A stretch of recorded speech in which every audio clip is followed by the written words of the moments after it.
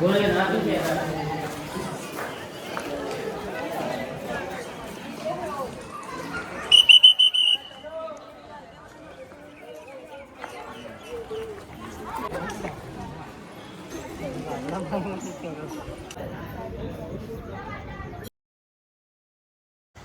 Guys, તમારું સ્વાગત છે અમારા ન્યૂ બ્લોગમાં. તો ગાઈસ, હમણાં આવી ગયેલા છે ચિત્તરગઢનો કિલ્લો જોવા માટે. તો એમ તો ચિત્તરગઢ ઉપર જ છો અમે, અને ગાઈસ અમે આવ્યા રિક્ષામાં. તમે બસમાં આવે ને તો રિક્ષામાં આવવું પડે, ને ટુ વ્હીલ ને ફોર વ્હીલ ને ટુ વ્હીલ આવવા દે ને લક્ઝરીમાં આવે તો વળી રિક્ષા કરવું પડે, અને એના ચાર્જ લે તમારા પર 220 રૂપિયા જેમ લીધા છે અમારા પર. તો ચાલો ગાઈસ, હવે આ મંદિર બતાવું.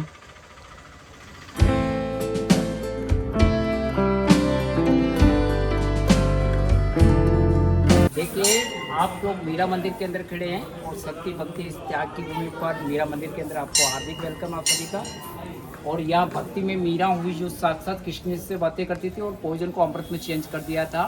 और इसी फोर्ट के ऊपर त्याग में पन्नादाई हुई, जिन्होंने एक वचन के खातिर अपने बेटे चंदन को मरवा कर राणा प्रताप के पिता उदय सिंह को बचाया था। और पतिव्रता में यहाँ पद्मिनी हुई, जो रानी पद्मिनी को रोक दिया गया कि आपको हम पटरानी रानी बना करेंगे खिलजी द्वारा, मगर उस प्रस्ताव को ठुकराया, अपना पतिव्रता धर्म निभाया, अपने आपको मरना जलना जोर जवा लाना पसंद किया नहीं, कि आलोक जी के साथ करना करके किया। इधर में आप जो मंदिर देख रहे हैं, ये पूरा मीरा मंदिर का मंदिर है। ये मीरा मंदिर है। यहाँ मीरा भक्ति पूजन करती थी, और कहते हैं कि इसी मंदिर के अंदर मीरा को जहर के रूप में खीर के अंदर जहर मिलाकर भेजा गया, ताकि उनके देवर द्वारा, ताकि मीरा पिएगी तो मीरा मर जाएगी। तो वो खीर था जो एकदम कृष्ण जी ने अपनी मूर्ति के अंदर ले लेते जहर, ताकि उनके गले के अंदर जहर चला जाता है, तो वो खीर प्रसाद के रूप में मीरा पीती, तो मीरा का कुछ नहीं होता। और इसी मंदिर के अंदर फूलों पर एक जो टोकरा भेजा गया, उसमें 4-5 जहरीले सांप भेजे गए, ताकि मीरा फूल चुनते चुनते मीरा को डस लेंगे, मीरा मर जाएगी। पर वो सारे नाग कृष्ण जी की कृपा से फूलों के हारों में चेंज हो जाते हैं। तरह तरह से मीरा को मारने का प्रयास किया, कृष्ण जी की कृपा से विफल रहा। तो मीरा अंतिम क्षणों में यहाँ से चित्तौड़ को अलविदा कहते हुए भेद द्वार के अंदर मूर्ति के सामने मीरा इतनी रोती, इतना विलाप करती कि प्रभु आपकी भक्ति करते हुए मुझे हर पल मारने की कोशिश की जा रही है। कहते हैं उनकी भक्ति की पुकार सुनकर उस वक्त में कृष्ण जी की मूर्ति के 2 टुकड़े होते हैं, और मीरा का छोटा रूप होकर उसमें विलीन हो जाती है। ये देख रहे हैं सामने छतरी है, ये मीरा के गुरु रोहित दास जी, रविदास जी कह सकते हैं। इनके फ्रूट पिन बने हुए हैं, चरण पादुका बनी हुई है। ये वही रोहित दास जी है जो बाई कास्ट शूज मेकर थे, मतलब जाति के चमार थे। इतने सालों पहले जाति पाति बहुत डिफरेंट की छुआछूत की दृष्टि से देखा जाता था, पर मीरा ने इसकी परवाह नहीं करते हुए इनको अपना गुरु बनाया मीरा ने, और उनसे भजन शिक्षा ली और शास्त्र शिक्षा ली, और उनकी चरण पादुका की पूजा करने के बाद में पहले कहते हैं ना, गुरु गोविंद दोनों खड़े ताके लगे पाई, बल्लारी गुरु आपने गोविंदो बताई। तो ये गोविंद में जाने के लिए गुरु जो मार्ग बताता है, तो गुरु की पहले पूजा कर होती थी। ये वही रोहित दास जी संत है जो कहते हैं कुछ 4-5 पंडित उनके घर के बाहर से निकल रहे थे। उनको कहा गया कि आप गंगा स्नान करने जा रहे हो, तो मेरी बेट भी गंगा जी को भेंट कर देना। पर उन पंडितों ने कहा कि आप जैसे चमार जाति के आदमी से कोई गंगा माता भेंट स्वीकार नहीं करेगी। तो उसी वक्त रोहित दास जी ने गंगा माता को आह्वान करते हुए उनके सामने कहा गया कि ऐ गंगा माता, आप सभी को समान रूप से और सभी धर्म को या सभी जाति को समान रूप से देखना चाहती है, तो अभी इस वक्त इनके सामने गंगा आप प्रकट होकर बताओ। तो उस वक्त में उनका चमड़े का पानी बनने का होता है, उसमें गंगा माता का उबाल आया और गंगा माता का एक हाथ निकला, उस हाथ के अंदर भेंट स्वीकार की थी गंगा माता ने। तो उसी संत को मीरा ने अपना गुरु बनाया, उनसे भजन शिक्षा ली, शास्त्र शिक्षा ली, और इनके चरण पादों की पूजा करने के बाद अपने इष्ट देव की पूजा करने के लिए जाते हैं। बोले मीरा बाई की जय। चलो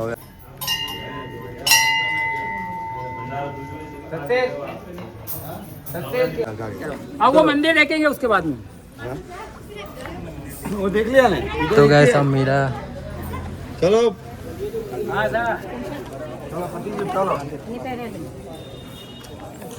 तो गए सब मीराबाનું મંદિર, તો દર્શન તો કરી આવ્યા, હવે અહીંયા જવાના છે।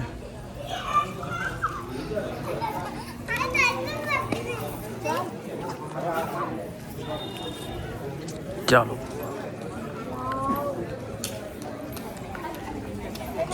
जो जाना था जात के डायरेक्ट रिक्शा में बैठेंगे, आगे चलेंगे। जय ने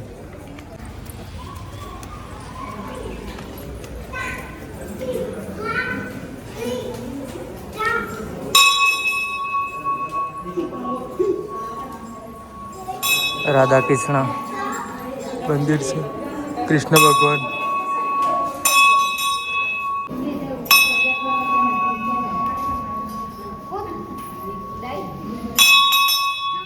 મંદિરના બી દર્શન થઈ ગયા. શ્રી કૃષ્ણ ભગવાનની મૂર્તિ છે અને આ મીરાબાનું મંદિર. તો હવે જઈએ આપણે બીજી લોકેશન પર.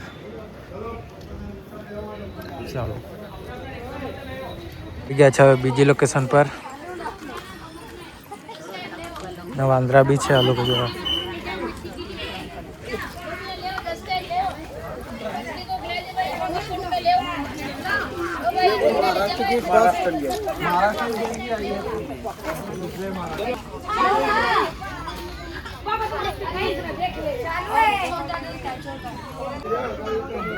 देखिए यहाँ बताना सीताफल का पेड़ से है। एक विजयस्तंभ जो ये बीच में लंबा सा दिख रहा है ना, इसको बोलते हैं विजयस्तंभ. एक जौहर स्थल है और एक समाधेश्वर टेम्पल और एक रानी का कुंड. ये 4 चीजें देखेंगे इस एरिया में. इस सामने ये जो विजयस्तंभ नजर आ रहा है, इसको राणा कुंभा ने बनाया. राणा कुंभा जब मालवा सुल्तान महमूद खिलजी, मालवा का मतलब समझते हैं मध्य प्रदेश के सुल्तान महमूद खिलजी और अहमद शाह जिन्होंने अहमदाबाद बसाया, दोनों सम्मिलित बादशाहों ने मिलकर राणा कुंभा से लड़ाई के लिए ललकारा. यहाँ से अब लड़ाई करेंगे. तो सारंगपुर के मैदान में बहुत बड़ी लड़ाई हुई. उसमें राणा कुंभा को बहुत बड़ी जीत हासिल की. उस जीत को हमेशा के लिए यादगिरी रखने के हिसाब से ये स्तंभ बनाया गया. तो इसका नाम रखा गया विजय स्तंभ. विजय की याद में बना स्तंभ विजय स्तंभ कहलाया.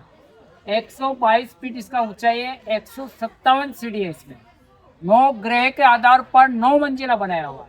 उस जमाने में 90 लाख रुपए इसमें खर्च हुए और 10 साल इसको बनने में लगे थे.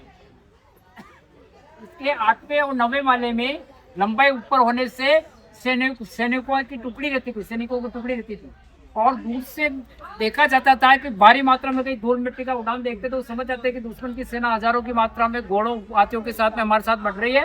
अपनी सेना को बाहर निकाल देते थे, अपने हथियार को बाहर निकाल देते थे उस टाइम. तो इसमें 90 लाख रुपये उस टाइम खर्च हुए. अभी कोविड की वजह से अंदर जा नहीं सकते, बाकी 8 मंजिल तक जा सकते थे. और इसमें यहाँ 2-3 फिल्म का शूटिंग हुआ. जो एक गाइड फिल्म का शूटिंग हुआ, आपने गाइड फिल्म देखा है ना, सब गाइड फिल्म वाले दिख रहे हैं मेरे को. 55 साल पहले शूटिंग हुई गाइड फिल्म की. कांटों से खींच के आंचल, मरने की तमन्ना, जीने की तमन्ना का गाना जो देखा होगा ना, ये गाना पूरा का पूरा गाना इस किले के ऊपर फिल्माया गया. इस स्तंभ के सेकंड वाली मंजिल से वैदा रहमान के सिर के ऊपर के फेंकता देवानंद और किसी को करती है वो डांसिंग करती रहती है कि आज फिर मरने की तमन्ना, जीने की तमन्ना वाला गाना यहाँ फिल्माया गया था. तो ये देखते हुए चलेंगे इस टावर के फोटो किस पॉइंट से किस जगह आते हैं मैं आपको बताऊंगा. और आपसे नहीं आएगा तो मैं आपको खींचूंगा, क्योंकि मैंने यहाँ 10 साल तक फोटोग्राफी का काम किया. और आप अरनाव से फोटो लेने रुकेंगे. इसके बाद में चॉइस सभी देखेंगे. आइए.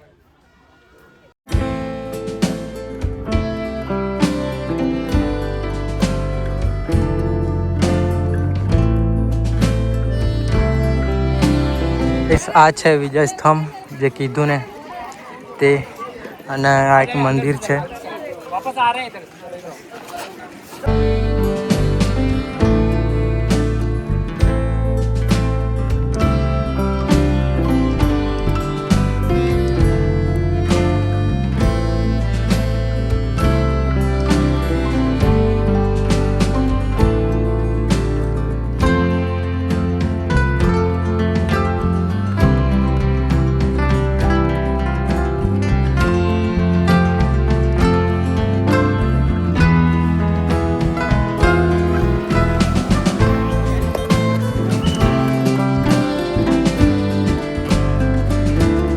शक्तिशाली थे. राणा कुंभा का लंबाई कितना था?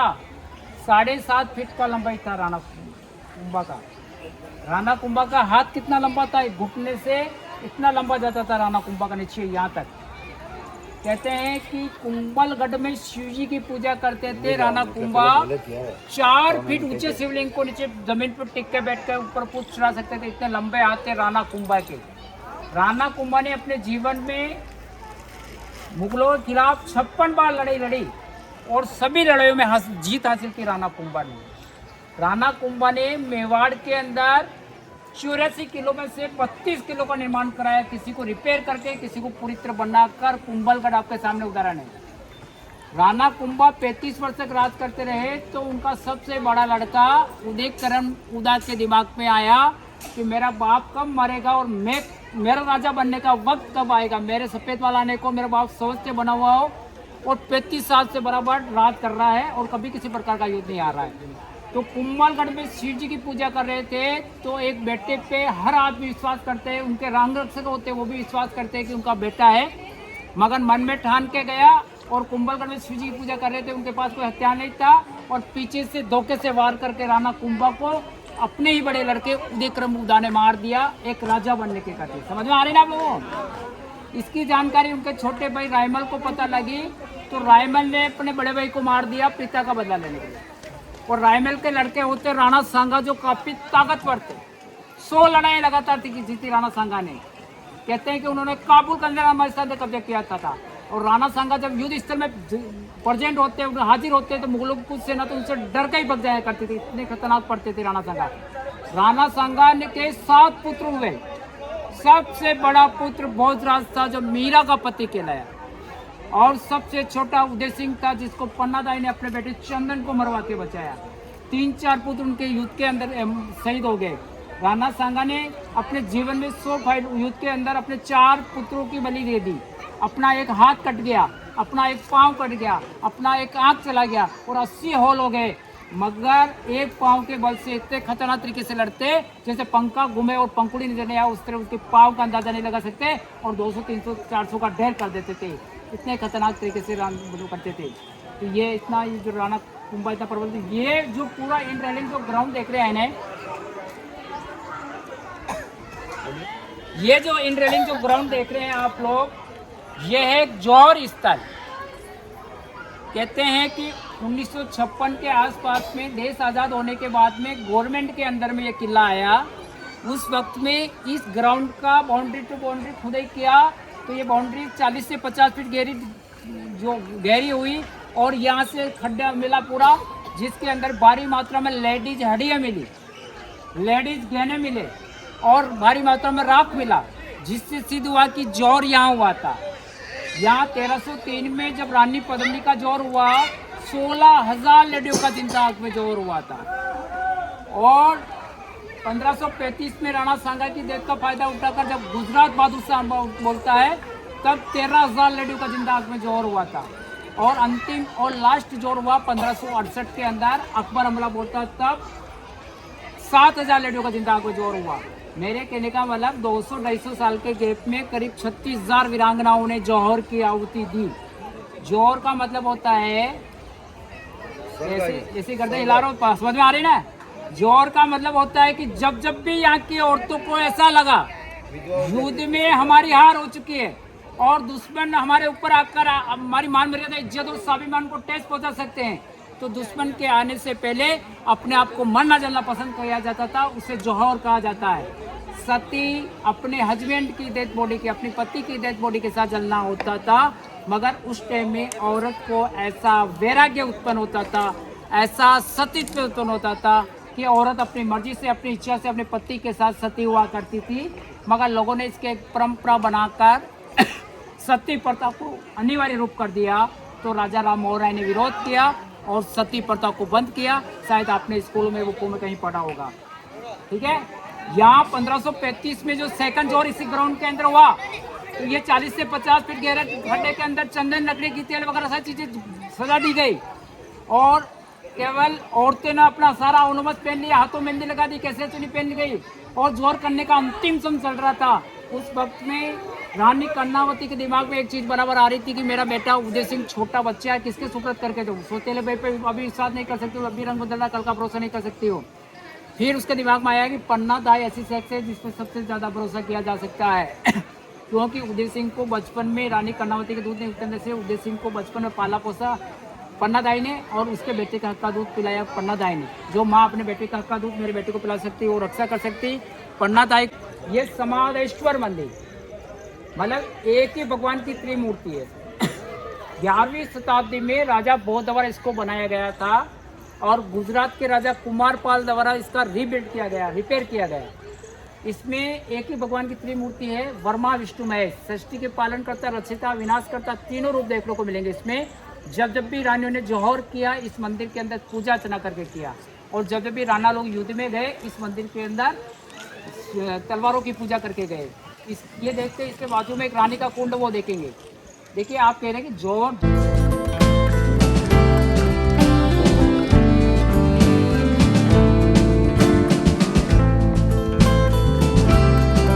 આવી ગયા મંદિરે, તો દર્શન કરી આવીએ।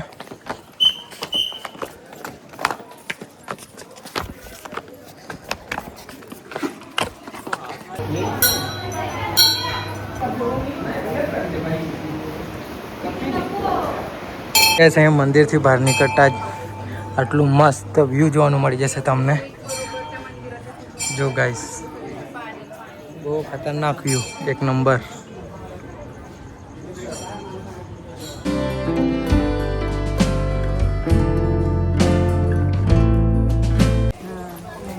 रानी लोग जमीन के अंदर अंदर रास्ते से आती है, नाके शिव पूजा करती थी।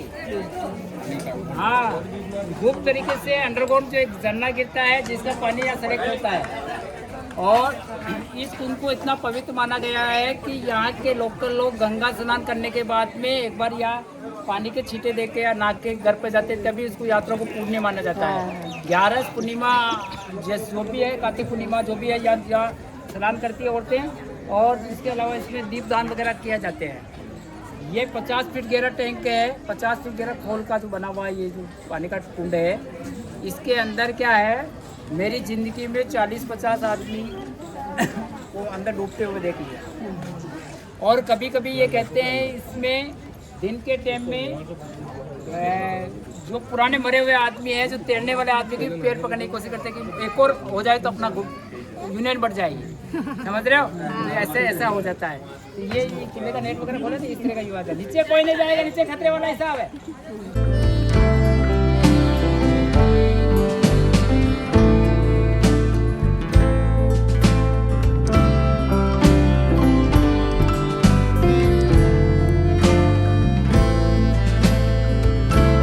તો ચાલો ગાઈસ, હવે આ વિડીયોને એન્ડ કરી દેવાનો છું, કેમ કે ગાઈસ મોબાઈલમાં 6% બેટરી રહેલી છે, અને અહીંથી તો ગાઈસ જાઉં અમે કાલિકા માતાજીનું મંદિર, કેમ કે ગાઈસ મેં આવી ગયેલો છું, આ બીજી વાર છું, એટલે મને ખબર છે। તો જોઈએ જ્યાં સુધી બેટરી ચાલે છે ત્યાં સુધી વિડીયો બનાવવા। તો અહીંથી કાલિકા श्रीलंका के एक सिंगल द्वीप की रहने वाली थी, जो समुद्र के बीच में एक टापू बना हुआ है। वहाँ साल भर एक सर्दी का माहौल रहता है। जब शादी करके यहाँ लाया गया रानी पद्मिनी को, तो यहाँ का वातावरण गर्मी वाला वातावरण सूटेबल नहीं हुआ, सेट नहीं हुआ। तो इस दीवार के पीछे पानी के बीच में कैसा अरेंजमेंट किया गया, जो गर्मी के 4 महीने रानी पद्मिनी यहाँ रहती थी। बाकी का मेन समय कुंभा पैलेस के अंदर रहता थी, जो 3 लेवल हो गया। रानी पद्मिनी दिखने में इतनी खूबसूरत लेडीज थी कि पानी वगैरह पिए, पान वगैरह खाए तो पारदर्शी गले से दिखे, और सूर्य देव के सामने ऐसे नाखून करे तो हीरे की तरह चमके। उस वक्त में यहाँ का राणा रतन सिंह था, उनका एक मंत्री था, जो पद्मिनी के पति का जो मंत्री था, चैतन राणा नाम का कोई पति बताते हैं, जो तांत्रिक क्रियाओं से लोगों को परेशान करता है। तो सजा के तौर पर उसको देश निकाला गया, जिससे वो काफ़ी नाराज हो गया, और इस बात का बदला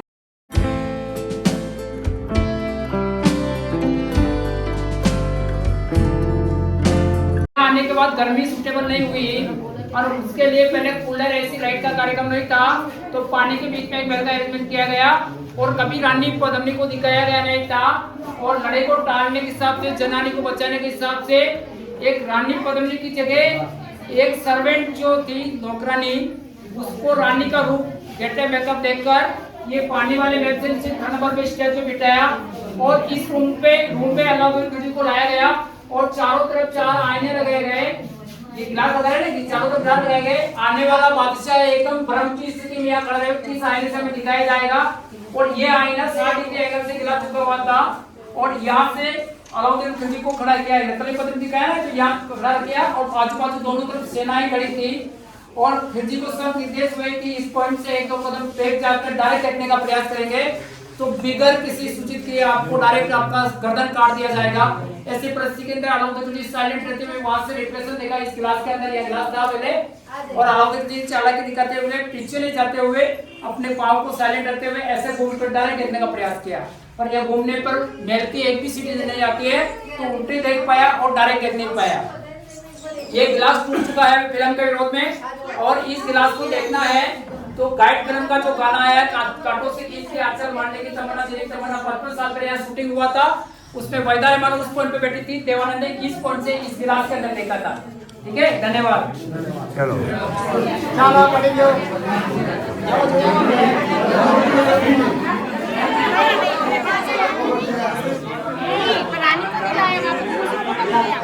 कांच में उनका फ्लैश उसका भी मुंह था पानी की तरफ, पानी की परछाई था, कुछ नहीं उसका मुंह पानी में था, पानी की परछाई कांच में नहीं। गाइस मैप क्यों उसे पता ना चले। ચાલો હવે ત્રીજી લોકેશન બી જોઈ લીધી અને હવે જવાનું છે કાલિકા માતાજીના મંદિરે। ગાઈસ આવી ગયા છે હવે કાલિકા માતાજી મંદિર, દર્શન કરી આવ્યા।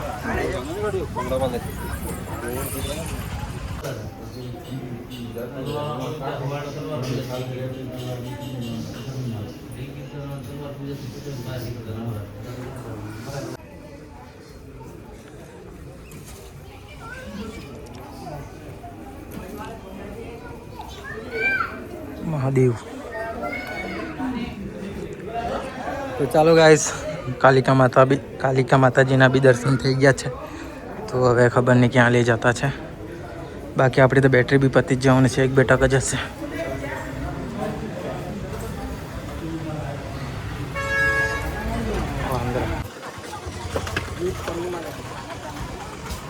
આ બી ફોર્મ છે વાઈટ પર છે નહીં ખબર। અને ત્યાં ગઈ છે ને રાજાનું મહેલ લાગતું છે, બાકી ત્યાં તો નહીં લઈ જાય એવું લાગે। યુદ્ધનું મેદાન છે પાછળ, બાકી ત્યાંથી દેખાતું નથી। મંદિર છે, સ્ટમ્પ છે, અને ગેસ અહીંથી પેલું યુદ્ધનું મેદાન છે, બાકી દિવાલ આવી જતી છે એટલે દેખાતું નથી। બીજા રસ્તા પર આવી ગયા છે એટલે અહીંયા બી છે સ્તંભ। તો ચાલો ગાઈસ, હવે બસ પર આવી ગયા છે, તો આ વિડીયોને એન્ડ કરીએ। મળો ગાઈસ નવા વિડીયોમાં। હવે તો ગાઈસ જવાનું છે ડાયરેક્ટ અજમેર, તો ડાયરેક્ટ અજમેરનો વિડીયો આવશે। તો ચાલો બાય બાય।